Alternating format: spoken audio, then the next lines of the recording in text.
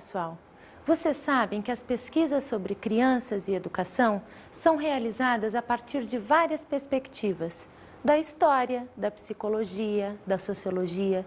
Na aula de hoje, nós vamos falar sobre as pesquisas realizadas a partir de um referencial, que é o referencial que eu chamei de político-demográfico. Vocês também já sabem que as crianças podem ser analisadas de diferentes modos, dependendo do olhar que é colocado sobre elas. E de que maneiras as crianças e a educação são analisadas pelas pesquisas que se baseiam no referencial político-demográfico. Antes ainda, no que consiste o referencial político-demográfico? Este é o tema da aula de hoje. Uma primeira observação importante. As pesquisas realizadas a partir do referencial político-demográfico entendem a criança como cidadã, como um sujeito que tem direitos, que faz parte de uma população e que precisa de políticas sociais direcionadas a ela. E para a gente poder entender o referencial político-demográfico, nós temos antes que discutir o conceito de políticas sociais. Vocês sabem o que são políticas sociais? Como podemos conceituá-las? Nós fomos às ruas saber das pessoas o que elas têm a dizer sobre isso. Observem as opiniões. Bom, eu acredito que seja o que os representantes da nação fazem com relação à população no âmbito social. Consiste em programas que favorecem a sociedade. São políticas que têm por objetivo redução de desigualdade social e promoção de bem-estar, de lazer, de cultura, de educação. Eu acho que é a política que ela está relacionada com o bem-estar do povo. Ou seja, você tem que identificar os problemas da população para que você desenvolva projetos de política social. Para suprir as necessidades da população. Eu acredito que seria para o benefício da população, na minha opinião seria isso. Ou para o bem comum da humanidade. Eu acho que é para a melhoria, né, da população, das condições de saúde, educação, saneamento, higiene, né, das pessoas. Eu acho que é educação para o povo, fazer uma política que eduque o povo e que ajude, contribua para que ele viva melhor. Sinceramente não, da cidade eu não conheço. Do estado, do país sim, mas da cidade não conheço nenhuma. Não conheço. Acredito que existe uma secretaria para isso, né? Secretaria Social, de apoio, por exemplo, que fazem com as crianças, com os menores carentes. Apesar de as políticas sociais serem de interesse de todas as pessoas, como vocês puderam perceber, pouca gente tem uma ideia clara desse conceito. No Brasil, há várias políticas sociais para a infância que vocês certamente conhecem ou já ouviram falar. Políticas sociais podem ser entendidas como um conjunto de decisões e ações destinadas a resolver os problemas políticos e sociais. São projetos, programas, enfim, ações que os governos ou a sociedade civil realizam. Por exemplo, existem as políticas sociais básicas de saúde, habitação, educação. Existem também as políticas de proteção social, que pretendem realizar a inclusão social. Existem políticas sociais de cultura, lazer, esporte. Os discursos envolvidos nas políticas sociais dizem que para se implementar boas políticas que sejam eficientes e eficazes, é preciso um projeto político consistente, que enfatize a participação social. Essas ações, que a gente chama de políticas sociais, podem ser articuladas entre o Estado e a sociedade civil. E o que é uma sociedade civil? Vocês sabem? Há várias definições, mas de forma geral, sociedade civil se refere a um campo de ações coletivas e voluntárias em torno de interesses, propósitos e valores.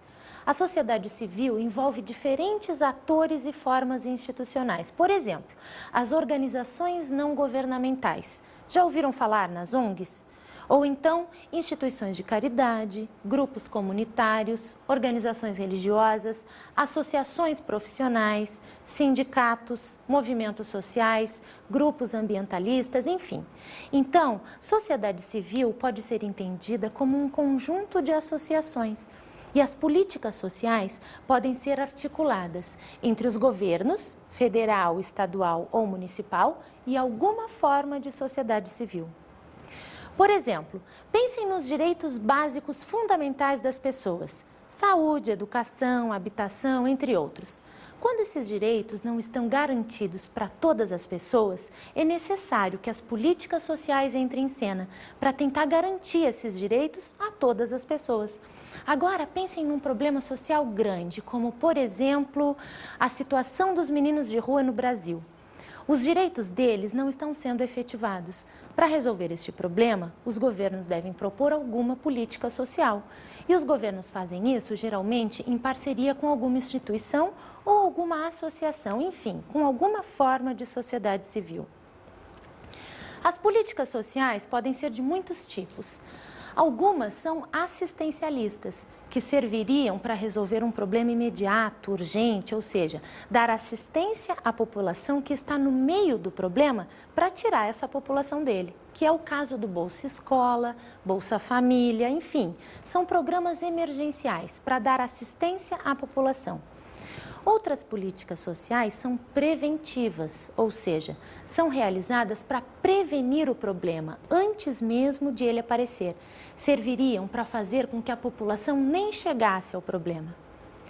Conhecendo esses dois tipos de políticas sociais, as assistencialistas e as preventivas, vocês podem perceber que qualquer política social deve ser definida e executada com o objetivo de garantir a igualdade dos direitos básicos fundamentais para todas as camadas e grupos sociais. Mas será que isso acontece? A gente sabe que não, pelo menos da forma como deveria acontecer. E é aí então que entram as pesquisas realizadas a partir do referencial político-demográfico. Vamos ver por quê? Pesquisas político-demográficas. As pesquisas político-demográficas, de forma geral, têm dois objetivos principais: propor a criação de novos programas sociais e discutir as deficiências dos programas que já existem. Então, as pesquisas político-demográficas tentam entender por que os programas nem sempre dão conta de implementar as ações ou de efetivar satisfatoriamente as ações já implementadas. Para que a gente possa melhor entender como funcionam as propostas e o estabelecimento de programas e políticas sociais, pensem no seguinte. Em geral, de uma grande meta proposta em âmbito federal, saem as diretrizes estratégicas para se resolver algum problema. Essas diretrizes prevêem a criação de programas que, por sua vez, estipulam ações a serem desenvolvidas. As metas mais amplas, que são propostas pelo governo federal, passam pelos estados e vão descendo até os municípios. E os municípios, então, definem as ações a partir de determinadas demandas locais. É em função de algumas falhas nesse trajeto, que vai do governo federal para os municípios, que as pesquisas político-demográficas são realizadas. Algumas pesquisas reconhecem que existem propostas interessantes vindas da esfera federal, mas por uma série de motivos, essas propostas se mostram ineficazes e insuficientes para garantir os direitos das pessoas que são assegurados por lei. Ou seja, algumas pesquisas reconhecem que há esforços para o atendimento das necessidades locais, mas, ao mesmo tempo, essas pesquisas evidenciam que a participação das instâncias estatais, governamentais, é muito tímida, em alguns casos é ausente. E o que mais as pesquisas político-demográficas fazem? Elas apontam os aspectos que demandam maiores investimentos. Elas problematizam os limites e os entraves para a oferta de políticas sociais de qualidade. Elas sistematizam, organizam alguns dados para que as políticas sociais sejam formuladas adequadamente, para que essas políticas sejam acompanhadas e constantemente avaliadas. Os resultados das pesquisas político-demográficas enfatizam cada vez mais a necessidade de atuação dos governos em seus níveis federal, estadual e municipal. Por quê?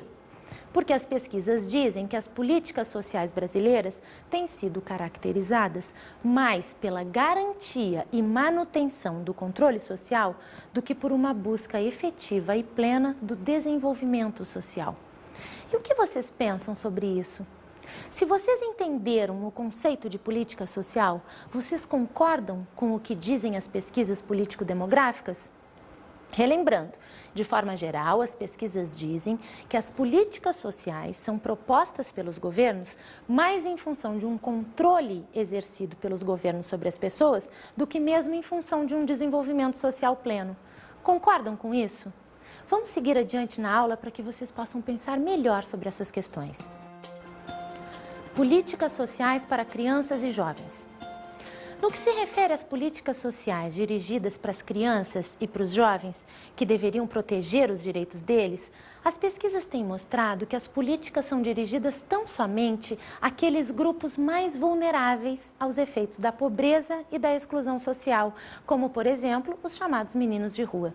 É claro que ninguém se mostra contra esse tipo de ação, afinal, é preciso criar uma série de propostas para atender às necessidades desses meninos, ok? Acontece que pouco se tem feito no sentido preventivo. Vocês conhecem aquele ditado que diz que prevenir é melhor que remediar? Pois é, as pesquisas político-demográficas, de forma geral, apontam a necessidade de se criarem programas que vão além de remediar, que vão além de tirar os meninos das ruas. É preciso prevenir, é preciso evitar que as crianças continuem indo para as ruas.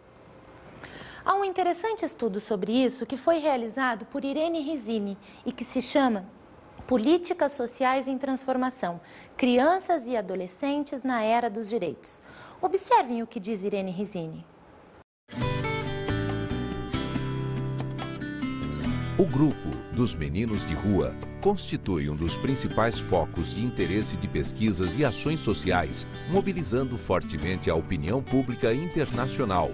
Apesar da importância indiscutível do tema, as crianças e adolescentes que sobrevivem nas ruas representam apenas uma pequena porcentagem de todos aqueles que necessitariam de apoio para que efetivamente desenvolvessem seus potenciais. Quase a metade dos 60 milhões de crianças e jovens brasileiros até os 17 anos nascem em famílias pobres, que encontram muitas dificuldades em prover cuidados básicos adequados para seus filhos.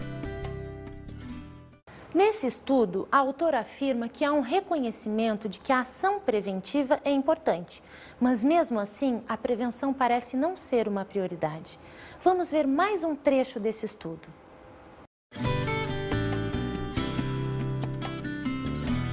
Observa-se no presente maior preocupação em melhorar a situação das crianças de rua, criando-se uma diversidade de programas que visam atender às suas necessidades. Porém, pouco se tem feito no sentido preventivo para evitar que as crianças continuem migrando para as ruas. Embora exista uma consciência crescente da importância deste tipo de ação, ela ainda não é prioritária. O maior desafio é, sem dúvida, atingir o contingente muito maior de crianças e adolescentes de baixa renda que continuam vivendo com as famílias, mas necessitam de apoio para que se desenvolvam de forma adequada. Vocês reconhecem a situação brasileira nisso tudo que a autora está dizendo? Para enfrentar esse desafio de se criar políticas preventivas, o estudo desta autora propõe que sejam desenvolvidos programas comunitários. Como seriam? Como diz Irene Rizzini, a ideia seria investir nos recursos que cada comunidade dispõe para cuidar das suas crianças, apoiando as famílias através desses programas comunitários, formando-se então uma rede de suporte em torno de cada criança, mudando-se o foco das crianças de rua para todas as crianças. Algumas outras pesquisas têm estudado por que é tão difícil projetar e implementar as políticas públicas voltadas para a infância e adolescência no Brasil. Entre vários outros motivos, as pesquisas destacam que as informações, até mesmo as estatísticas sobre a situação de crianças e jovens brasileiros, não estão disponíveis de forma eficiente. Ou seja, faltam informações precisas, atualizadas e organizadas por regiões e grupos sociais específicos. Além disso, um outro motivo apontado sugere que os dados existentes estão inacessíveis ou que, mesmo que estejam acessíveis, não há pessoas devidamente capacitadas, formadas e qualificadas para lidar com esses dados existentes e transformá-los em políticas, programas e projetos concretos que venham a ter efeitos positivos sobre a realidade.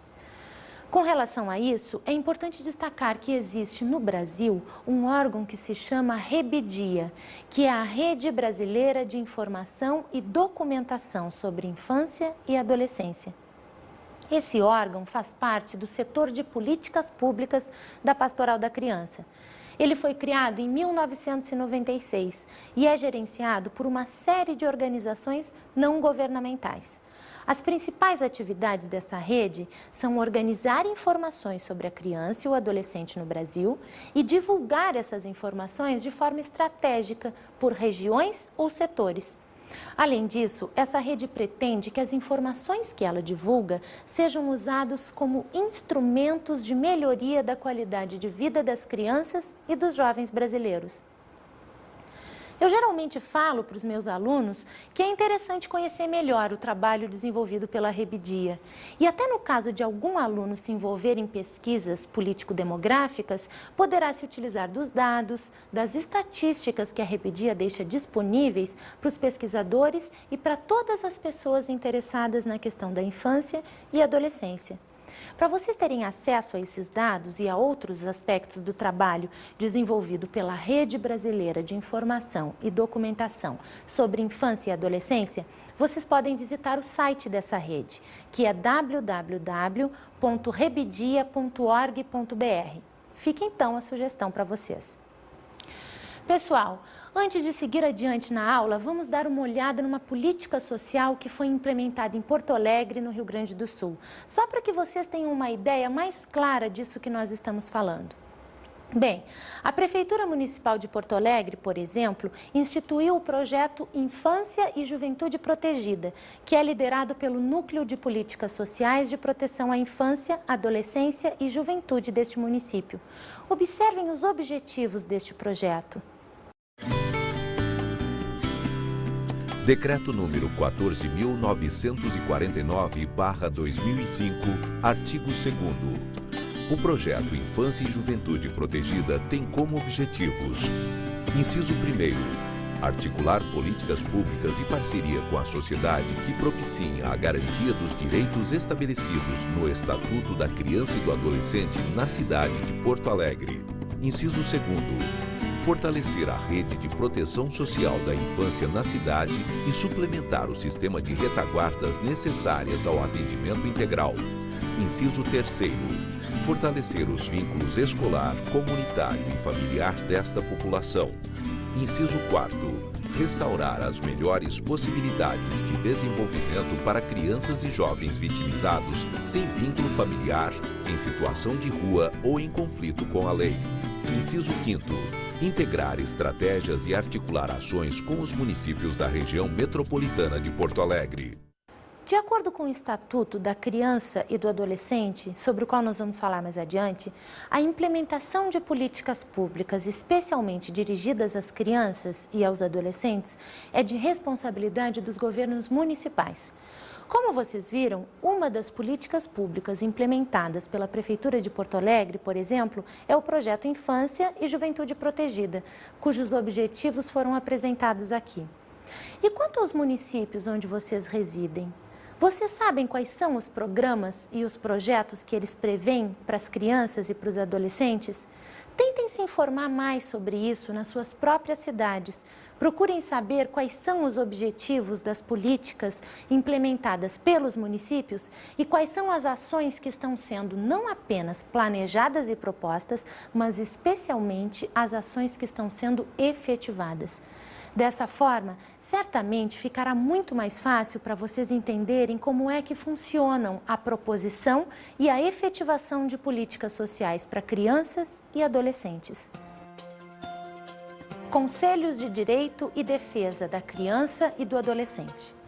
Como eu já falei, as ações governamentais direcionadas para a infância e para a adolescência têm sido propostas e, em alguns casos, efetivadas em duas direções. Uma direção hierárquica, do governo federal para os estados e municípios, e outra direção de complementaridade, concatenando, ou seja, ligando, encadeando esforços conjuntos dos governos e da sociedade civil organizada. Desses esforços foram criados os Conselhos de Direito e Defesa da Infância e Adolescência. Os conselhos são órgãos públicos formados em cada nível de governo e compostos por representantes de entidades governamentais e não governamentais e representantes de várias áreas públicas que atuam com a infância e a juventude. Esses representantes, que são eleitos como conselheiros, assumem o papel de agentes públicos. Os conselhos servem, entre outras coisas, para criar canais permanentes de comunicação entre a sociedade e os governos, para concretizar as políticas sociais de proteção à infância e à juventude. Na tentativa de garantir os direitos das crianças e adolescentes, foram criados também os conselhos tutelares, que certamente vocês sabem o que são. São órgãos municipais que atuam no sentido de fazer com que os direitos sejam cumpridos. Para isso, os conselhos tutelares, além de desenvolverem outras atividades, fiscalizam as políticas sociais dirigidas à infância e à juventude, que são implementadas pelos municípios. Observem o que diz a autora Neide Castanho sobre isso. O trabalho dos conselhos tutelares consiste, basicamente, no atendimento dos casos de ameaça e ou violação de direitos de crianças e adolescentes para, a partir de cada situação, proceder aos encaminhamentos adequados, podendo fazer representações, aplicar medidas de proteção e solicitar serviços pertinentes.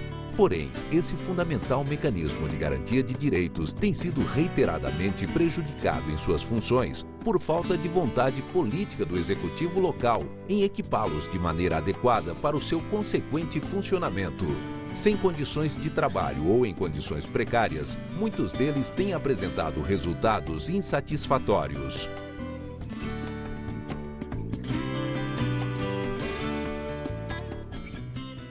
Como vocês podem perceber, a maioria dos estudos e das pesquisas reconhece que há várias políticas sociais voltadas para atender às necessidades de crianças e adolescentes.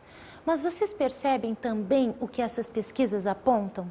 Elas apontam o caráter deficitário das políticas. As políticas existem e, teoricamente, são muito boas, mas na prática, no cotidiano, no dia a dia, elas deixam muito a desejar. Isso que as pesquisas apontam não é para que a gente fique pensando que nada mais poderá ser feito. A intenção das pesquisas, ao apresentar os seus resultados, não é imobilizar num sentido fatalista, como se não adiantasse nada ter elaborado boas políticas sociais que não funcionam direito. Essas pesquisas servem sim para nos mobilizar, para nos chamar a atenção, para que a gente saiba que existem esses órgãos e que se as coisas não estão funcionando direito, nós podemos atuar de alguma maneira. Mas é preciso antes conhecer todas essas coisas, para que as pessoas interessadas possam se munir de dados e informações que as ajudem a reivindicar melhores condições no atendimento de crianças e adolescentes das suas escolas, dos seus bairros, das suas cidades. Bem, todos os programas, as propostas, as ações e até mesmo a criação dos conselhos são pensados sempre tomando-se como referência a legislação que trata da infância. Vocês certamente já ouviram falar, por exemplo, no Estatuto da Criança e do Adolescente, o ECA, como é chamado.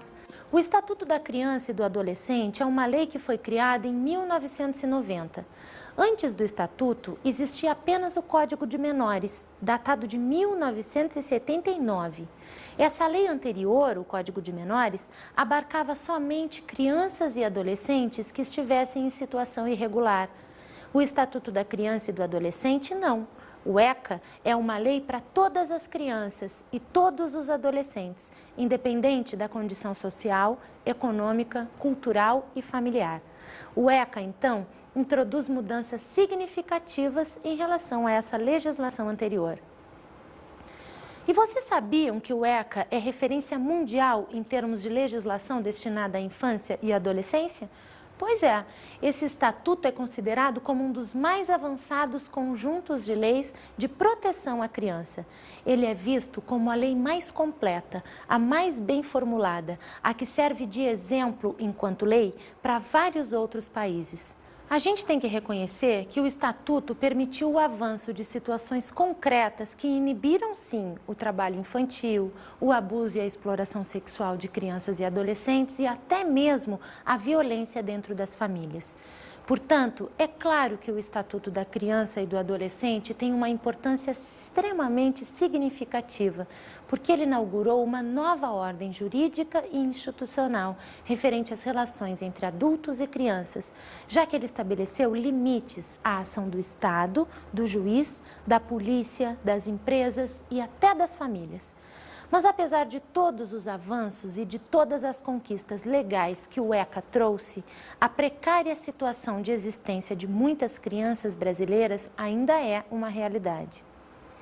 Diante disso, um dos papéis centrais desempenhados pelas pesquisas que são realizadas a partir do referencial político-demográfico é apontar a necessidade de que governos e sociedade civil revejam os seus sistemas de garantia aos direitos da criança para que os fundamentos do ECA e de outros documentos legais sejam vivenciados cotidianamente.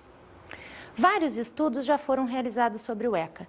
Eu vou falar para vocês rapidamente de 2 desses estudos que são muito interessantes. Um deles foi realizado no ano de 2000, quando o ECA completou 10 anos. A autora desse estudo é Irandi Pereira, que é professora da Universidade Federal de São Carlos. O estudo se chama 10 anos dos direitos da criança e o objetivo da professora Irandi foi colaborar com o processo de avaliação deste tempo de vigência do Estatuto.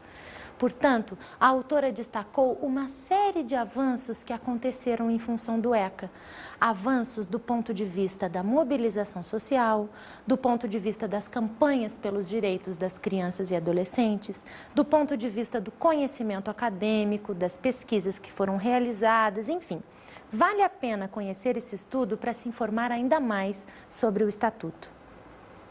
O outro estudo que eu referi foi realizado em 2005, quando o ECA completou 15 anos. A autora desse estudo é a professora Maria Helena Zamora, da PUC do Rio. O estudo se chama O Estatuto da Criança e do Adolescente em Tempos Neoliberais. E o objetivo da professora Maria Helena é apresentar algumas respostas à seguinte pergunta: quais são as reais dificuldades para que o nosso estatuto saia completamente do papel? Eu recomendo aos alunos que querem saber mais sobre o Estatuto que leiam esses 2 estudos. Eles podem ser acessados também pela internet. Políticas sociais e educação. Pessoal, para finalizar a aula de hoje, é preciso dizer que no que se refere à educação, há algumas políticas nacionais de atendimento à criança e ao adolescente. Desde que o ECA se tornou lei, algumas iniciativas foram tomadas. Por exemplo, a promulgação em 1996 da nova LDB, que é a Lei de Diretrizes e Bases para a Educação Nacional, a elaboração dos PCNs, que são os Parâmetros Curriculares Nacionais e que vocês certamente já conhecem, a criação do Fundef, que é o Fundo de Manutenção e Desenvolvimento do Ensino Fundamental, a ampliação do programa Escola para Todos e, mais recentemente, a proposta de uma emenda constitucional que criaria o Fundeb, que é o Fundo de Manutenção e Desenvolvimento da Educação Básica.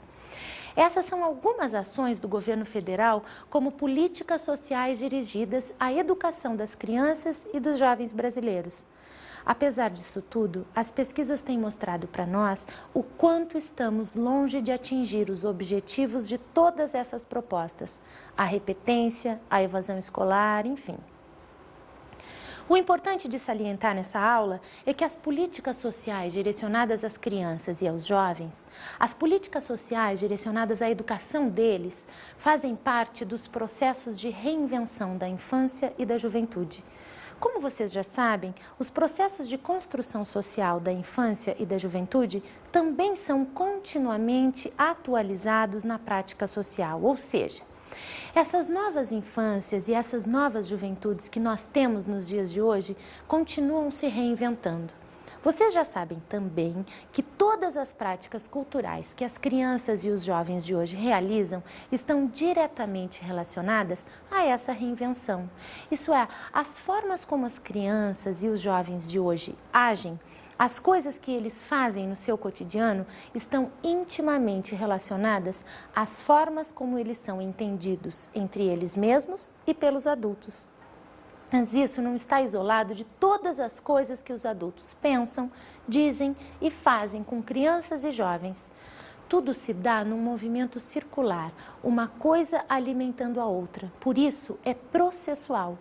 E as políticas sociais, que são especialmente direcionadas às crianças e aos jovens, fazem parte desse processo de construção das próprias crianças e dos próprios jovens, assim também como as relações sociais, econômicas, as variações demográficas. Bem, pessoal, nós estamos encerrando a aula de hoje e, diante dos assuntos que foram tratados nessa aula, eu convido vocês a se informarem sobre as políticas sociais que estão sendo propostas e implementadas nos seus municípios, pois elas também ajudam a construir as identidades das crianças e dos jovens com os quais nós trabalhamos na escola. Bom estudo, um abraço a todos vocês e até mais!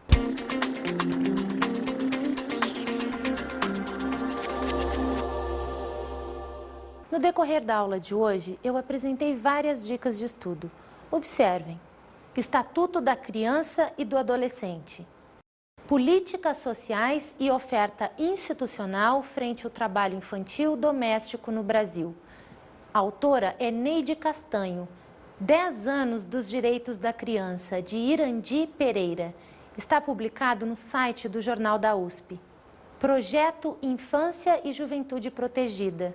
Políticas Sociais em Transformação, Crianças e Adolescentes na Era dos Direitos. O estudo é de Irene Risini e está publicado no site Educar em Revista, da Federal do Paraná. Aos 15, o Estatuto da Criança e do Adolescente em Tempos Neoliberais. Esse estudo é de Maria Helena Zamora e está publicado no site da Rede Social de Justiça e Direitos Humanos. Um bom estudo para vocês!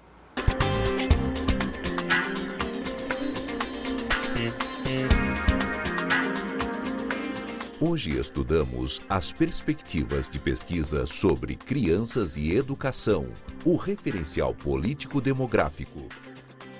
As pesquisas realizadas a partir do referencial político-demográfico, de forma geral, têm dois principais objetivos: propor a criação de novas políticas sociais, assistencialistas e principalmente preventivas, que atendam aos interesses das crianças e dos jovens brasileiros, e discutir as deficiências das políticas sociais que já existem, na tentativa de entender por que é que os programas não dão conta de efetivar satisfatoriamente as ações já implementadas.